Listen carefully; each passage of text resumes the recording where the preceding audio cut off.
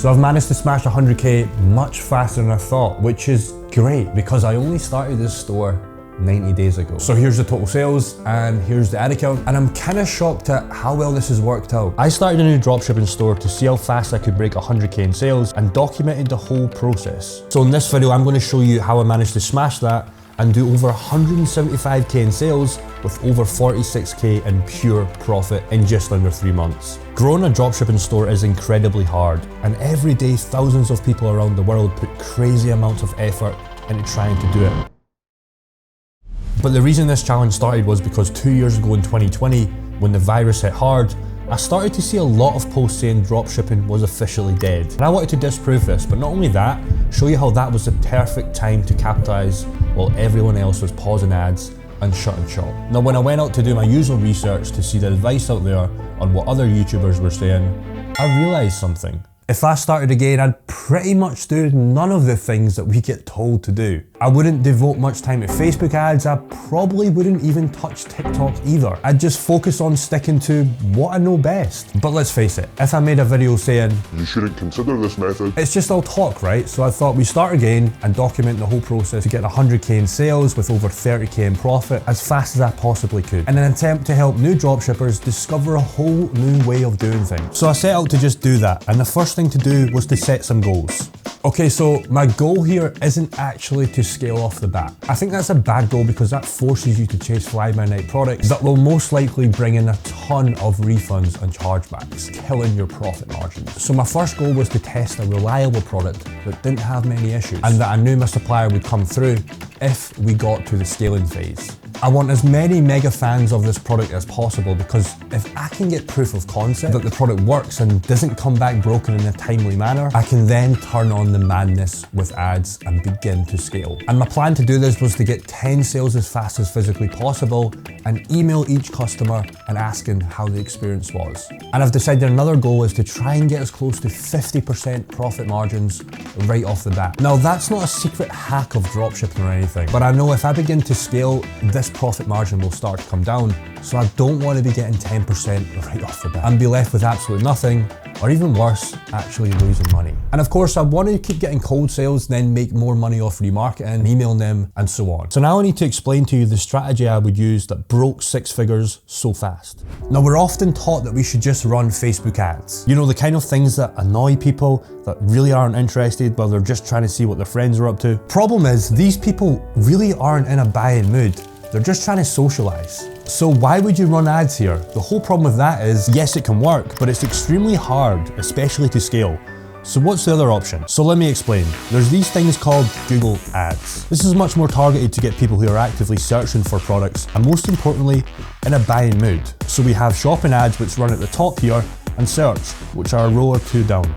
These are kind of the big two, but each traffic source has its own time on when to use them. So if you get an amount of sales with shopping on your ad, then we can begin to add in search as you already have proof of concept with what's working. But at the same time, if that shopping ad doesn't convert or is unprofitable, it probably won't be a wise to bring in search, as 99% of the time shopping doesn't work if search flops. Which is also a big problem for building up a profitable store, because then you become stuck and either have to fix your landing page if that's the issue, or choose a completely different product and then fire up a new ad. Now, to give you a better example, let's say I'm about to run a shopping ad to this product right here. It starts to do well, sales are coming in and I'm profitable. I then begin to cook up search ads to run with this, bringing in more sales. And it's easy to do at this point, as Google will give us the converting keywords to use from our shopping ad to use for search. So you don't have to guess with what to target at this point. So in order to do this, well, you need to spend the time working out what makes a winning product and have enough search volume to scale this, because if you don't do that, you will never establish a winning store, let alone scale this to 6 figures and beyond. So I then started researching other stores in this niche and looking for what they did that worked well, what types of products did they list, how did they price them, what images did they use, and how was their store's experience from a customer view. And something happened that just completely threw me.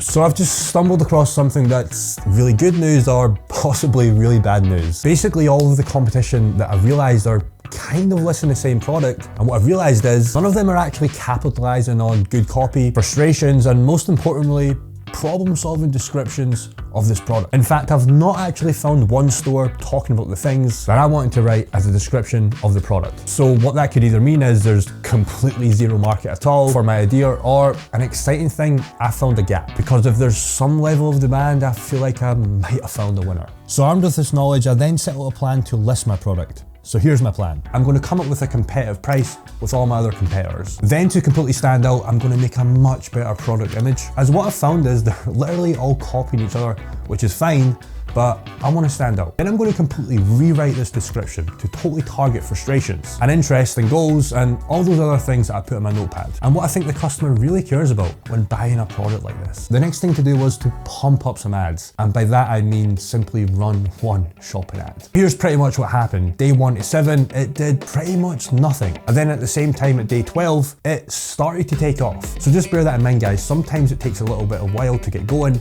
especially with Google Ads. But this was the decisive moment here as it started to get profitable, really profitable. You see, I was initially dropshipping this product from eBay, getting it for £29, and I was selling it for £59. So I had a nice margin, but I noticed I could bulk buy from Alibaba for around $21, £18 or so. Doing this would give me a fatter margin, but I had to come up with the cash to bulk buy this and hope I could still be selling it while it was being delivered to me. So I decided to just go and place it. An order of 100 coming in at about $2,500 with shipping. Now this was very scary to me because I always thought I could always get scammed by this supplier, but I had to move fast because this product started to fly. Just after the first month, we scaled up to $28,000 with over 7K in net profit. So I then decided it was time to start running search ads alongside my shopping ad. Using the exact same keywords converting from the shopping one, it was time to scale this bad boy. Month 2 came in and things were flying. Started to place bigger orders for my supplier, customers were getting next day delivery options, and things were great, but I noticed a lot of copycats starting to appear, and what's even worse, they started to undercut my price, which didn't affect sales because in the month we did $46,000 in sales with over 14K in profit.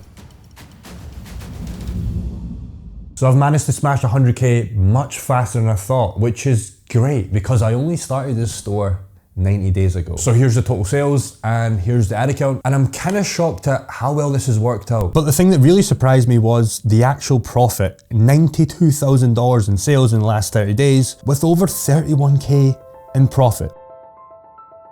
My all-time goal for a dropshipping store. I'm so blessed to be in this situation, and there's still an element of me that I just can't get over. 92K in sales in 90 days. Like, I don't know, I don't want this to come off as ungrateful. Words had just finally happened. It was weird. I had envisioned my life a certain way when I finally made it, yet I felt completely the same. I don't know, I didn't look past it. I've got things to do that I'm currently running away from. I'm constantly procrastinating, undisciplined. I had never seen my bank account so full, but it was just one problem.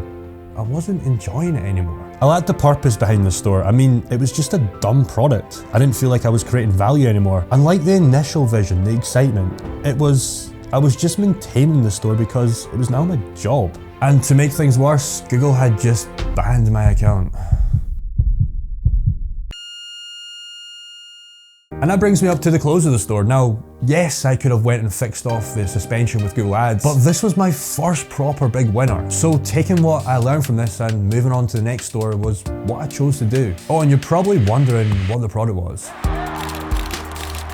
And here was how the description looked, here was the eBay supplier, and here was the Alibaba supplier. So it's been over 90 days now since I started this challenge, and did I hit the goals? Well, yes, 6 figures happened in 3 months, but most importantly, I had my first proper big win with dropshipping. But there's something I need to tell you guys because I'm not being 100% honest. See, I didn't actually start one dropshipping store, I started 2. The other store, I went for the more traditional Facebook ad strategy. I ran multiple ad sets targeting people that I thought would be interested in the product to the same store.